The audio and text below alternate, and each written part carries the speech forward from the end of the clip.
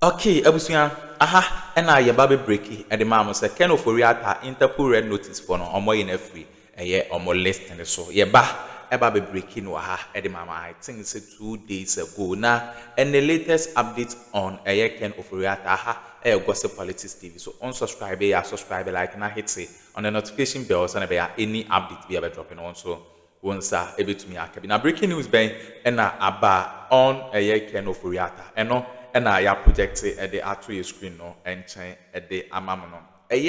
Summons issued by Accra High Court have been transmitted to United States requiring Ken Ofori Atta to answer to multiple criminal charges. Ebusuya entwe any breaking news a ɛwɔ hɔ a sisi ano OSP mu ɔmo asɛmmɔ issued by the Accra High Court a kyerɛ sɛ ɔmo de akɔma USA mpanyinfo a kyerɛ sɛ Ken Ofori Atta sɛ ne charges no ɔba na ɔba bɛyi ne ho ano nti no nsɛm bebree na ɛbobɔ ɛde free hɔ ɛde ba nti no breaking news no ɛno ɛna ya project ɛde ato your screen no ɛnkyɛn ɛde ama mo no mɔmɔ yɛnkɔ na yɛnkɔnkɔ team mpanyinfo mi so da yɛ Martin Pebu mo ɛde ho nsɛm bi aba abɛto dwa mɔmɔ yɛnkɔ na yɛnkɔnkɔ team lawyer Martin Pebu Kofi Bento ɔmo ne mpanyinfo bi ɛde ho nsɛm akɔ akɔto dwa mɔmɔ yɛnkɔ na yɛnkɔnkɔ team unsubscribe subscribe na hit on the notification bell send me any update be ever dropping also once able to me akabi medamase. Ken Ofori Atta say Interpol has permanently expunged the red notice issued against him.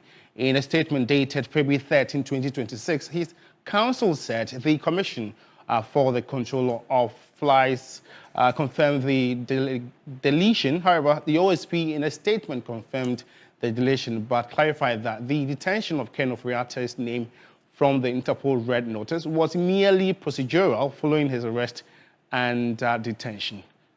Now let's look at the details of each of the statements released. And this actually is from the camp of Ken Ofori Atta, former finance minister. We are pleased to announce that today, February 13, 2026, the Commission for the Control of Interpol's Files, CCF, has notified Kenneth Ofori Atta that on February 4, 2026, during its 135th session, it determined that the red notice issued against Mr. Ofori Atta appears of a predominantly political character and is non-compliant with Interpol's rules and shall be deleted from Interpol's files permanently. Specifically, CCF stated that after a thorough examination of the elements before it, the Commission found that the challenged data registered by the Interpol National Central Bureau, NCB of Ghana, were not compliant with Interpol's rules and decided that they should be deleted from the Interpol information system. And that was actually signed by Justice Kusi Minka Premo Esquire, counsel for Ken Ofori Atta. And this is from the Office of the Special Prosecutor, and the Commission directed the deletion of the notice under Interpol's rules on political neutrality and notice processing, citing contextual factors at the time of issuance, including polarized political statements from members of current and former administrations about the conduct of the investigation, as well as public controversy surrounding prosecutorial and extradition processes, including public acknowledgement by senior officials of the Ministry of Justice of an inability at the time to pursue extradition due to the early procedural stage of the case. It further observed that subsequent developments made the notice unnecessary. As Mr. Ken Ofori Atta's location was known, cooperation with the U.S. authorities was ongoing and extradition processes had already been initiated following his arrest in the United States on 6th January 2026, signed by the Office of the Special Prosecutor, Kessie Jabin. Well, still on this very development, we've been engaging lawyers on what this development potentially means for the pending legal processes against Ken Ofori Atta. We spoke to lawyer Martin Pebu and Kofi Bento earlier. Take a listen. Actually, nothing. Nothing, because the Interpol red notice is basically putting an international wanted notice on you. And some people have said that it's been lifted because Ken is in custody. All right? That is partially true. Okay? But Interpol are saying that they lifted it because it was procured wrongly. Okay? So that is one leg of it. In their own, report, they are saying that they are not happy about the way this went, so they've lifted it. But the other reason too is because Ken is in custody. So yes, it has been lifted. In any case, those who are saying it's been lifted because Ken is in custody, it doesn't stand to reason, because if they say now we know where Ken is, and where he can be reached. We knew that before the Interpol red notice. Ken told them where he was. Everybody knew it. He told them how he could be reached. His lawyers were here. He offered to speak to them. So Ken was not a fugitive from justice, as in we didn't know where he was. All right, that is why the Interpol people are saying that this is wrong. So if you ask, what does it do to the current processes? It does nothing. Nothing, because Ken is not going to come simply because that has been lifted. What is going to make Ken come here is for a change in the environment, to convince him that he will not be treated shabbily. Ken is not above the law, but he's also not beneath the law. So he's entitled to everything that he's entitled to. Interpol's decision to take Ken Ofori Atta off their red notice alert doesn't really change much, okay, in the case Ken Ofori Atta has, although it hugely embarrasses Ghana as a nation. But it doesn't change much.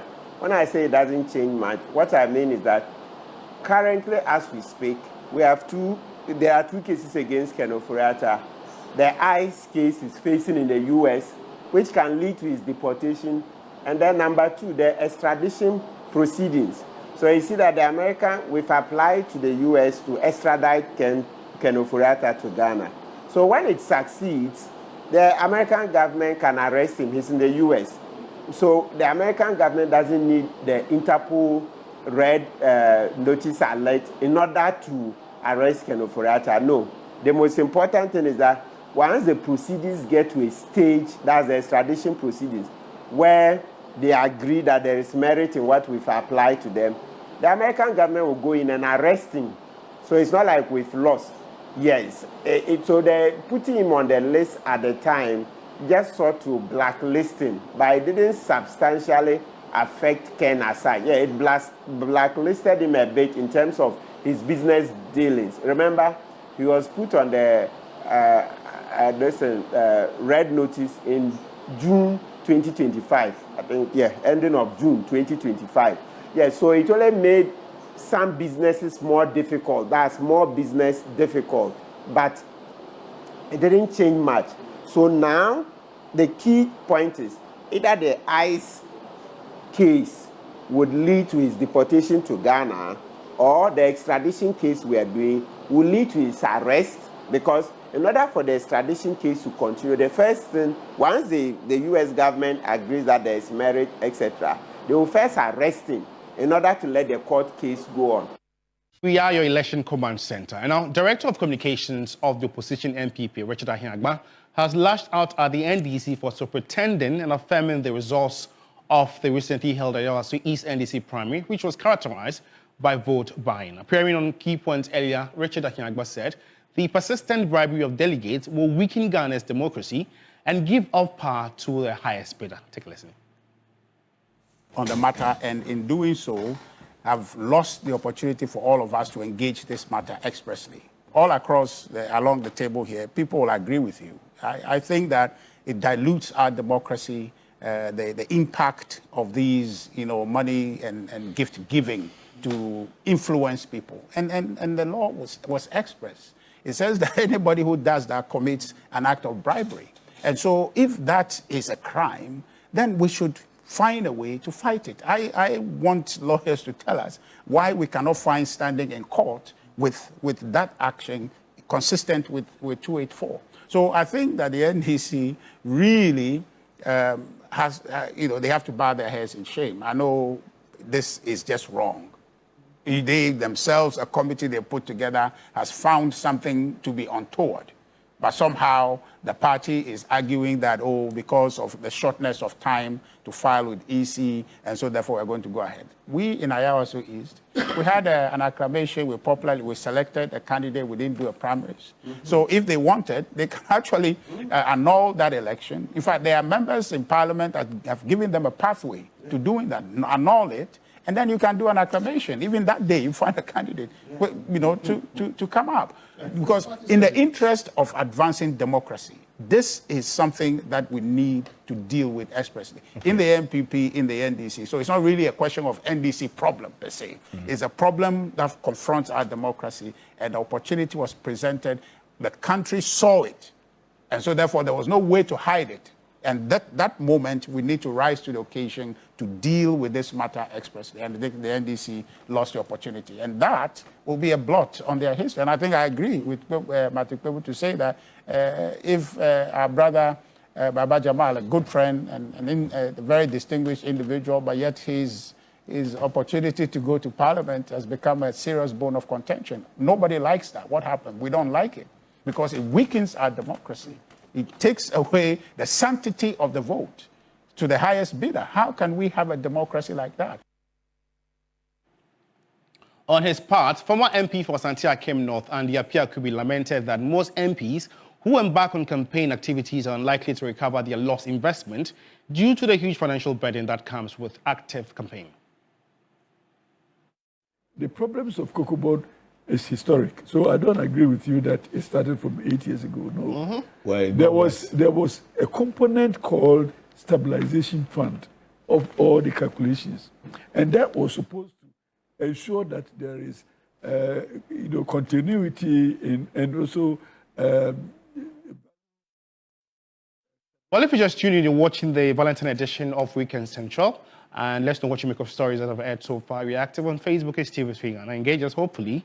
We read them and share them to the rest of the world. And now the national chairman of the National Democratic Congress, NDC, Johnson Esiedun Ketia, has recalled years of intense political battles and challenges in the Ejumako Inyan Esiam constituency of the Central Region. Making a stop in the constituency as part of his thank you tour, he explained that the constituency is both a political battleground and a personal stronghold. According to him, there were long-standing alliances, courtroom disputes until they managed to get Dr. Kesilato Forson, the current MP, to contest for the seat. If we say constituency, many almost started the Kitao, I check. Many Dr. Enos. My interaction with this constituency go a long way. From the time I came into contact with Dr. Enoch, about you be bedru so and also be a dear friend Edumase over Jim Dr. Enoch Sa and you see it. There came an election where an MPP MP took the seat for 4 years. We went to court, back and forth, and at the end, we lost the seat. The MPP MP continuously defeated the NDC and hampered on the development of the Ejumako constituency.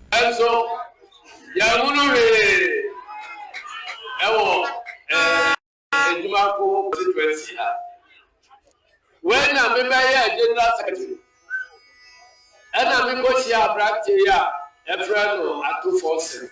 Then I got to meet Dr. Kesilato Forson. Then I got to meet Dr. Kesilato Forson in the UK. And after conversation, he expressed interest in politics.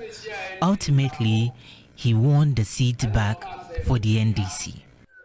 Na need politics, na need and I'm so at the end, I said, you're trying to up at Tom. Well, away from the camp of the NDC, former Vice President and 2028 flag bearer of the New Patriotic Party, Dr. Mahmoud Bawumia, has called on all party members to forgive one another as the party strategizes ahead of the 2028 elections. Dr. Bawumia was speaking at a Thanksgiving ceremony at the National Mosque on Friday. The 2028 presidential candidates of the New Patriotic Party, NPP, Dr. Muhammadu Bawumia, together with the party's leadership, arrived at the National Mosque to offer prayers following the party's presidential election that led to his nomination as the party's flag bearer.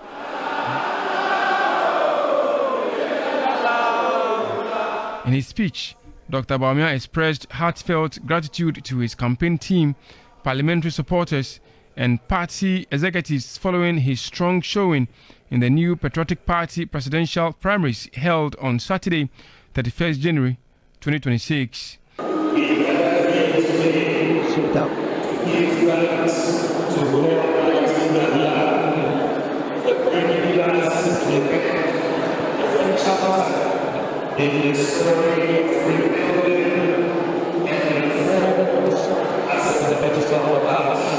Dr. Bawumia called on all party members to forgive one another for the sake of party unity. NPP showed that our party votes on the basis of competence, capability, vision, character, humility, integrity, and tolerance, and not on the basis of tribe or religion. And that is why on this day, as we celebrate and give thanks together, I want to ask us all from the bottom of my heart to forgive each other. Dr. Bawumia was accompanied by several high-profile personalities in the party, including former Majority Leader Osechi Mensah-Bonsu, 2024 running mate Dr. Matthew Poku Prempeh, and the NPP General Secretary Justin Frimpong Kondua, among others.